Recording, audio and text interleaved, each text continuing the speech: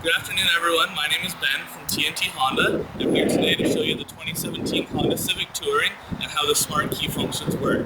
Okay, so here's the remote. There's 5 different buttons. You have the lock, the unlock, the remote start function to pop the trunk, as well as your panic button. So first I'm going to show you how to use the remote starter. Press the lock button 2 times, you'll see the lights flash, and then hold the remote start button until the light blinks on the remote. And then the vehicle will start about 3 seconds after that.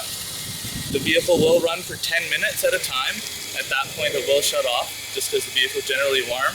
If you do wish to start it again, with the same function of pressing the lock twice and holding the remote start button, the vehicle will then start again.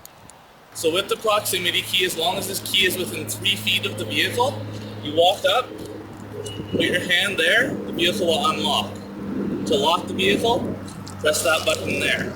If the vehicle is farther than 3 feet away, the vehicle won't unlock. Now that it's close enough, now you can open the vehicle as normal. Now let's take a look inside and I can show you how to start your vehicle on the inside. So here's the key. As long as it's within the vehicle, you can put the key anywhere, whether it be a purse, pocket, or jacket. You have your foot on the brake, you push the engine start button there, and the vehicle will start up. Once the vehicle is started and running, then you're able to put it into gear.